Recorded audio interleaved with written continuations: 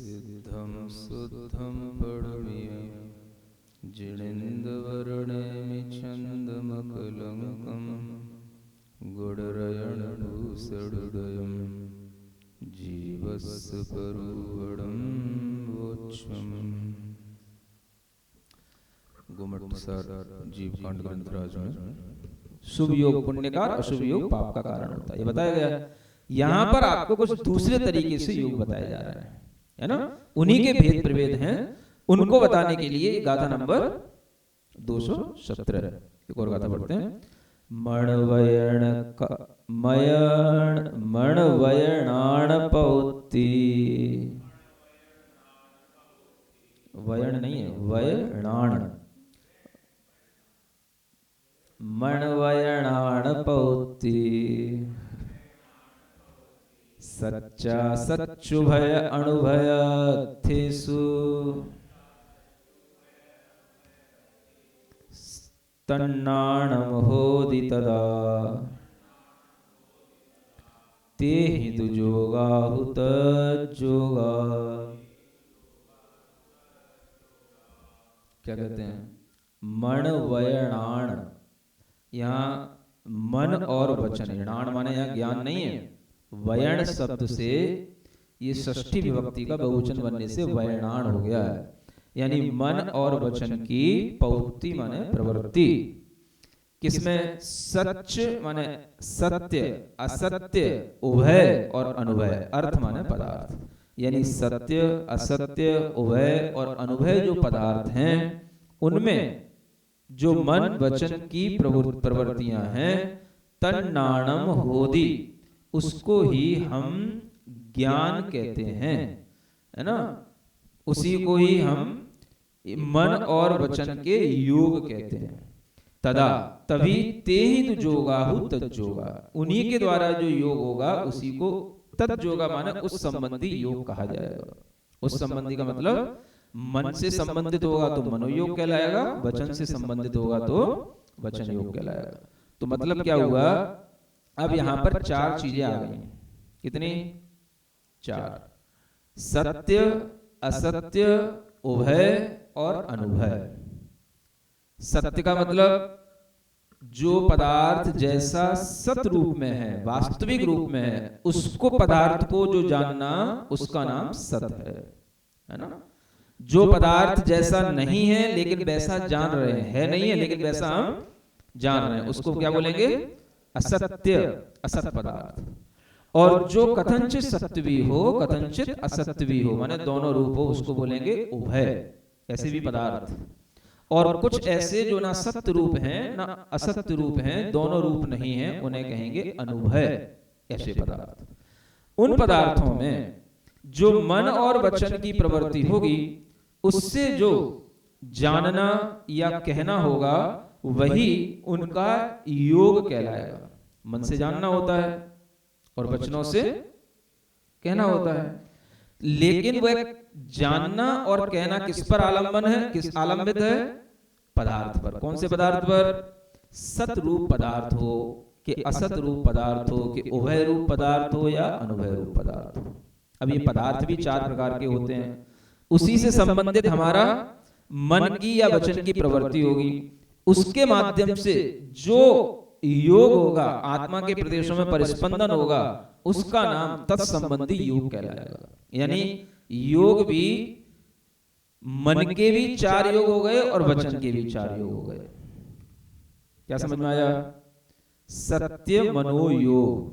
अब मन के चार योगों के भेद: सत्य मनोयोग, असत्य मनोयोग, उभय मनोयोग और अनुभय मनोयोग। इन मनोयोगों के माध्यम से जैसा पदार्थ हमारे सामने होगा, हम जिस पदार्थ का चिंतन करेंगे, उसी तरह का योग भी हमारे अंदर आएगा, पदार्थ के आलंबन से, है ना। इसी तरीके से वचन के भी चार योग: सत्य वचन योग, असत्य वचन योग, उभय वचन योग और अनुभय वचन योग। जिस पदार्थ को हम जैसा जानेंगे, उसको हम वैसा ही कहेंगे, है ना। अब कैसे होते हैं सत पदार्थ, असत पदार्थ? सत माने जिसका अस्तित्व है, उसको ही हम सत कहेंगे, जो होता है ना। जैसे कि हमने कहा सत पदार्थ के रूप में, जैसे कि पेंसिल है, ये सत है, ये क्या है, सत, ये एग्जिस्ट कर रही है ना, क्या बोल रहे हैं इसको, ये सत हो गया। तो इस पदार्थ को जानना ये सत्य मनोयोग हो गया, और इसको सत, पेंसिल को पेंसिल कहना ये सत्य वचन योग हो गया। समझ आ रहा है? ये सत्य पदार्थ, ठीक है, इसका ये एग्जिस्टेंस पेंसिल है तो पेंसिल के रूप में, ठीक है ना। अब कहीं दूर से आपको यह पेंसिल जो ऊपर थोड़ी सी लाल दिख रही थी, पीछे थोड़ी सी हरी दिख रही थी, इसको देख करके आपने कहीं दूर से देखा तो इसको समझ में आया ये कोई कीड़ा है। क्या देखा, क्या लग रहा है, लग भी रहा है तुमको, अच्छा चलो ठीक है, फिर मतलब सही बता रहा है। हाँ, लाल मुंह वाला, लो इतना और अच्छा बता दिया है ना, लाल मुंह वाला कोई हरा बड़ा सा लंबा सा कीड़ा है जिसमें पीछे कुछ काली काली पूंछ भी निकल रही, ठीक है। तो ये क्या हो गया, ये जो है, अब ये कीड़ा तो नहीं था, ये कीड़ा तो, लेकिन हमें कैसा प्रतिभासित हुआ, कीड़ा। तो ये क्या हो गया, ये असत पदार्थ का जानना हो गया। इसको क्या बोलेंगे, हाँ समझ लो, ये चीजें बहुत कम लोग समझ पाते हैं। असत का मतलब क्या होता है, असत माने जो जैसा नहीं है लेकिन हम उसको वैसा मान रहे हैं। अब ये कीड़ा तो नहीं है, तो अब हम इसको क्या मान रहे हैं, कीड़ा।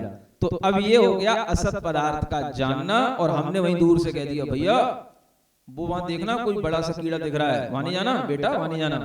तो वो हमने बोल भी दिया, बता भी दिया, तो ये असत पदार्थ का ही वचन हो गया। ये क्या हो गया, ये कहलाया असत्य मनोयोग, और असत्य, इसके माध्यम से जो मनोयोग होगा, जो वचन योग होगा, वो कहलाएगा असत्य मनोयोग, असत्य वचन योग। समझ आ रहा है? ऐसा होता रहता है। जब आप गर्मी के दिनों में, अभी जब धूप आ रही है, डंबर रोड पर निकलते हो, है ना, बिल्कुल जब जो ये डांबर रोड रहती है उस पर आप दूर देखोगे तो उस धूप की चमक से वहां पर आपको दूर से पानी दिखाई देगा, दिखाई देता ना, आपने कहा देखो पानी दिख रहा है, पानी दिख रहा है। ये क्या हो गया, ये क्या हो गया, क्या वहां पानी है, लेकिन वो पानी आप जान रहे हो और आप दूसरे से कह रहे हो देखो पानी दिख रहा है, दूर, बहुत दूर पानी दिख रहा है। समझ आ रहा है? ऐसा नहीं है कि ऐसा होता नहीं है, ऐसा होता भी है। लोग जब परिचित नहीं होते हैं, उन्हें पता नहीं होता है, और लोग तो आजकल वैसे भी जो अपने घरों में ही रहते हैं, ऑफिसों में ही रहते हैं, उन्हें दुनिया की कुछ खबर नहीं होती है। वो जब कभी अगर सड़क पर निकल के आए तो उन्हें इस तरीके की बातें भी पता नहीं होती हैं। समझ रहा? अभी हम जब बिहार करते हुए आ रहे थे रास्ते में, तो उधर बड़ौद की साइड, तो जो बच्चे साथ में चल रहे थे उनमें से एक बच्चा कहने लगा महाराज दूर खूब पानी दिख रहा है। समझ रहा? महाराज देखो आगे पानी है, पानी। तब हमारी समझ में आया कि देखो अभी इन्हें इस प्रकार का भी ये अभी व्यवहारिक ज्ञान भी नहीं कि वो पानी नहीं है बेटा, अभी तुम वहां पहुंचोगे तो वहां पहुंचने के बाद फिर तुम्हें उतनी दूर वैसा ही पानी फिर दिखाई देगा। तो ये क्या होगा, इसी को बोलते हैं असत्य मनोयोग और असत्य वचन योग। समझ आ रहा है? जल को जल जानोगे तो जल को जल के रूप में जानना सत्य मनोयोग। अब ये बहुत अच्छी चीज है, इसको आप कहीं भी लगा सकते हो। समझ आ रहा है? जैसे कि जो भगवान है उस भगवान को भगवान कहना, ये क्या हो गया, सत्य मनोयोग, सत्य वचन योग। और जो भगवान नहीं है उसमें भगवान कहना। समझ आ रहा है? ये आप असत्य ही मनोयोग हो गया और असत्य ही वचन योग हो गया। समझो इस चीज को। जो भगवान है ही नहीं है, कहीं एग्जिस्ट करता ही नहीं ऐसा भगवान, जैसे मान लो दुनिया को बनाने वाला भगवान कहां रहता भैया बता दो मैं। अब हम उसको माने जा रहे हैं, दुनिया को बनाने वाला भगवान, दुनिया को बनाने वाला भगवान, काहे को तूने दुनिया बनाई, सब हम कहे जा रहे हैं, सब बनाए जा रहे हैं। ये सब क्या है, असत्य मनोयोग है और असत्य ही जो है ही नहीं। जो जहां एग्जिस्ट करे, जो जिस रूप में है उसको उसी रूप में जानना और उसी रूप में कहना, इसी का नाम है सत्य मनोयोग और इसी का नाम है सत्य वचन योग। समझ आ रहा है? तो हमारे अंदर सत्य और असत्य का जो कुछ भी मनोयोग या वचन योग चलता है वो बाहरी पदार्थों पर निर्भर करता है कि हम उसको किस रूप में जान रहे हैं और वो किस रूप में है। क्या समझ में आ रहा है? कहीं चलते चलते आपको कोई भी लाल पीला पत्थर दिख गया, है ना, कहीं भी चलते चलते आपको कोई भी वृक्ष के जो तने थे, जो डालियां थी, उनमें कुछ भी लाल लाल चुनरिया लटकी हुई दिख गई, अगरबत्ती लगी हुई दिख गई, आपको सब में भगवान दिख रहा है। समझ आ रहा है? कहीं भी गए आप, किसी भी मजार पे चढ़ाया है कोई भी हरी सी चादर, पीली सी चादर, आपको सब में भगवान दिख रहा है। ये सब क्या चल रहा है? सब आपका क्या है? जो जहां कुछ है ही नहीं है, लेकिन फिर भी हम माने जा रहे हैं, करे जा रहे हैं, माने जा रहे हैं, माने जा रहे हैं, बताए जा रहे हैं, दूसरों को भी बताए जा रहे हैं। ये सब क्या है? असत्य मनोयोग और असत्य, क्योंकि वहां पर जो पदार्थ भगवान के रूप में नहीं, हमने उसको भगवान मान लिया। कहीं गंदगी भी डली है, अगर किसी ने उसके ऊपर भी फूल डाल दिए तो आप भी जाओगे, तो आप भी जो है हाथ जोड़ते हुए फूल डालते हुए चले जाओगे। है ही नहीं वहां पे भगवान, लेकिन भगवान माने जा रहे हैं। ये सब क्या है? इसी का नाम है असत्य मनोयोग। समझ आ रहा है? तो इस तरह से ये सत्य और असत्य जब समझ लोगे तो आपको उभय और अनुभय भी समझ में आ जाएगा। उभय में क्या होगा? कुछ कथनचित सतरूप हो और कथनचित असतरूप हो। समझ आ रहा है? जैसे कि मान लो ये पेंसिल थी, ये क्या थी? पेंसिल, है ना। अब इस पेंसिल को देख करके हमने ये कहा कि यह पेंसिल नहीं है, ये पेन है। क्या बोला? पेंसिल नहीं है, ये क्या है? पेन है। पेन और पेंसिल में अंतर होता है? क्या अंतर होता है बताओ? एक मिनट बोले तो। हाँ, अच्छा देखो, अच्छा आंसर दिया ना। पेंसिल से लिखा हुए को इरेज कर सकते हैं और पेन से लिखा हुआ एकदम से इरेज नहीं होता। चलो एक भी और क्या बता रहे थे?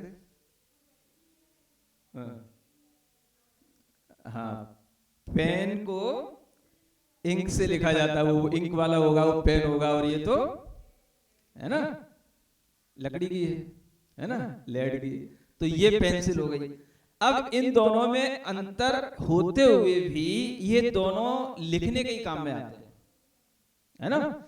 कुछ गुण धर्म मिलते हैं।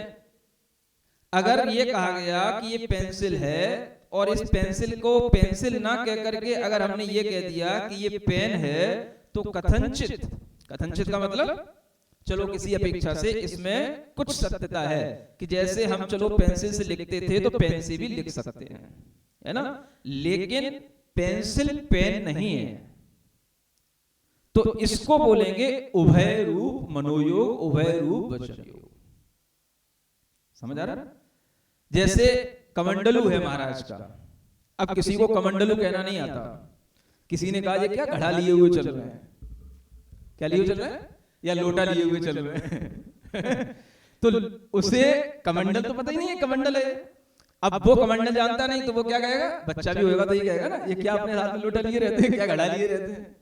तो ये घड़ा भी नहीं है, ये लोटा भी नहीं है, कमंडल है। लेकिन कमंडल का काम क्या है? पानी धारण करना। और लोटे का भी काम क्या है? पानी धारण करना। इस अपेक्षा से दोनों चीजें सत्य है। आंशिक सत्य माने सत्य भी हो गया और असत्य क्यों हो गया? कि यह कमंडल कमंडली है, यह घड़ा नहीं है। समझने की कोशिश करो। बहुत से लोग इसे समझ नहीं पाते हैं, सत्य सत्य वह अनुभव, है ना। आज समझा रहा हूं, समझ लो, बार बार नहीं पूछना। जगह जगह के लोग बार बार पूछते रहते मुझसे। उभय का मतलब क्या हो गया? उभय पदार्थ जो सतरूप होकर के भी उसमें कुछ गुण धर्म की अपेक्षा से हम उसको कंपेयर कर लेते हैं, तो हम उसको उस रूप भी कह लेते हैं, लेकिन वो वास्तव में वैसा नहीं होता है। जैसे कमंडलू को घड़ा कहना, पेंसिल को पेन कहना। लिखने के काम में आने की अपेक्षा से कथनचित ठीक है भाई, किसी ने अगर पेंसिल को पेन बोल दिया तो चल जाएगा काम, हमें उस पर ज्यादा माइंड करने की जरूरत नहीं, हमें लिखना था हमने लिख लिया। लेकिन पेंसिल और पेन में दोनों में अंतर है, तो ये क्या कहलाएगा? ये उभय। इसी तरीके से घड़े और कमंडलू में अंतर है, ये क्या कहलाएगा? उभय। समझ आ रहा है? इस चीज को आप कहीं भी फिट कर सकते हो। संसार में जितने भी जीव दिखाई देते हैं सब शरीर के साथ दिखाई देते हैं। आप कब जानते हो कि ये शरीर है या इन शरीर को धारण करने वाले ये आत्माएं हैं? जो आत्मा के बारे में नहीं जानते उन्हें सब क्या दिखाई देता है? शरीर ही शरीर दिखाई देता है। मतलब उन्हें जीव होते हुए भी जीव नहीं दिखाई दे रहा है। आज दुनिया का जितना भी साइंस है, जितने भी साइंस को पढ़ने वाले बच्चे हैं, बड़े हैं, साइंटिस्ट हैं, इंजीनियरिंग या कुछ भी मेडिकल कुछ भी करने वाले जो बच्चे हैं जिन्हें हम हायर एजुकेशन में पढ़ा रहे हैं, कर रहे हैं, ये कुछ भी सत्य नहीं जान रहे हैं। जीव का कोई नॉलेज नहीं, आत्मा की कोई नॉलेज नहीं, ये सिर्फ शरीर की नॉलेज को ही जीव की नॉलेज समझते हैं। समझ आ रहा है? उसे जीव विज्ञान कहा जाता है। जीव का क्या विज्ञान आता है आपको? क्या समझे? आपको क्या आता है? शरीर के ही चीराफारी को आप जीव विज्ञान कह रहे हैं। समझ आ रहा है? शरीर के ही आप सब जो गुणधर्म है उसको ही समझने का नाम आप जीव विज्ञान कह रहे हैं।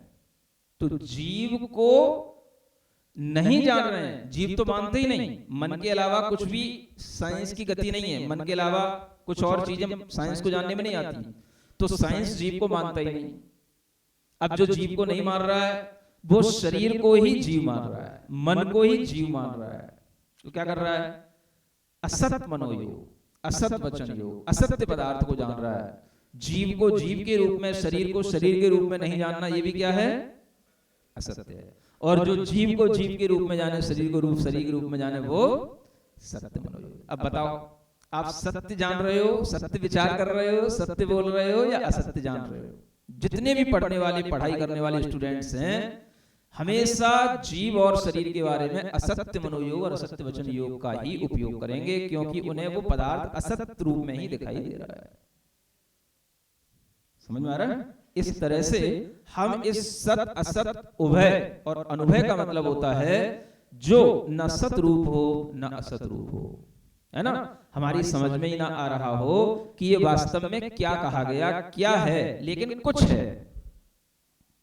क्या समझ आया? जैसे कुछ है, वो कुछ होने का मतलब या कुछ जानने का मतलब ही होता है अनुभय वचन, अनुभय मनोयोग और अनुभय वचन योग। तो कुछ का मतलब कैसे? कहीं भी आपने चलते फिरते कोई भी चीज जो ऐसी महसूस की कि यहाँ कुछ था, कुछ है, कुछ पड़ा है, कुछ देखा है, कुछ देखा, लेकिन आप उसको निर्णित नहीं कर पाए, डिसीजन नहीं ले पाए कि ये क्या था, क्योंकि आपको उसके कोई जो स्पेशल जो उसके फैक्टर थे वो आपके पकड़ में नहीं आए। बस कुछ था, कुछ है। वह कुछ होने का नाम ही क्या होता था? अनुभव। समझ आ रहा है? तो ऐसे ये अनुभव वचन योग भी होते हैं, अनुभव मनोयोग भी होते हैं, है ना? इसकी डिटेल आपको और आगे बताई जाएगी कि ये कैसे कैसे कहां कहां पर काम करते हैं। तो इस तरह से इन चारों के विषय में जो मन की प्रवृत्ति है वो मनोयोग कहलाएगा, और जो वचन की प्रवृत्ति है वो वचन योग कहलाएगा। एक तो प्रवृत्ति होना, और उसके माध्यम से योग क्यों कहलाया? क्योंकि जैसा आपने मन में चिंतन किया वैसा ही मन की वर्गणाओं का आलम्बन लेने से मन में योग हुआ। अब ये वर्गणाएं भी चार प्रकार की अलग अलग है। सत्य को ग्रहण करने वाली सत्य मनोवर्गणाएं अलग, असत्य वाली अलग, उभय वाली अलग, अनुभव वाली अलग। जैसे ही आपके मन में सत्य का चिंतन आएगा तो सत्य वर्गणाएं आप ग्रहण करेंगे, उससे जो आत्मा के प्रदेशों में परिस्पंदन होगा उसको कहलाया जाएगा सत्य मनोयोग। असत पदार्थ का चिंतन करने से जो आपके अंदर योग उत्पन्न होगा, आत्मा के प्रदेशों में परिस्पंदन होगा, उसको बोलेंगे असत मनोयोग। ऐसे ही उभय, ऐसे ही अनुभय, और यही वचनों के साथ लगाना है। तो इस तरह से चार प्रकार के वचन योग और चार प्रकार के मनोयोगों को हम इस ढंग से पदार्थों के साथ जोड़ करके जानते हैं, और इन्हीं के आलम्बन से आत्मा के अंदर जो यह परिस्पंदन की प्रक्रिया या कर्म नौकर्म को ग्रहण करने की प्रक्रिया बनती है, वही इसके लिए योग कहलाती है।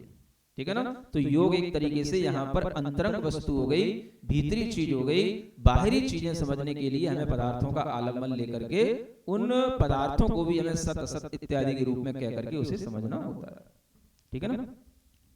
इतना पर्याप्त। महावीर भगवान सृजण वाणी जग कल्याणी जग जन मदतम मोहरी जनमण हरि गढ़हर हरि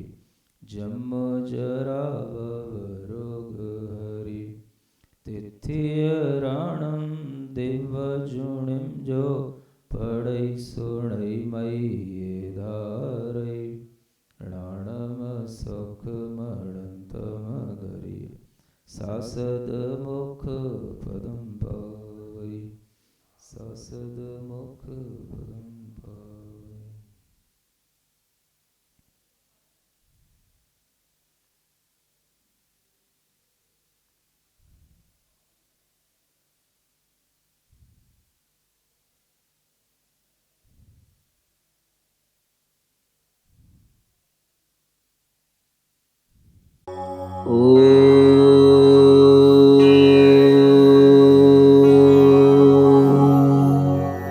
अर्हं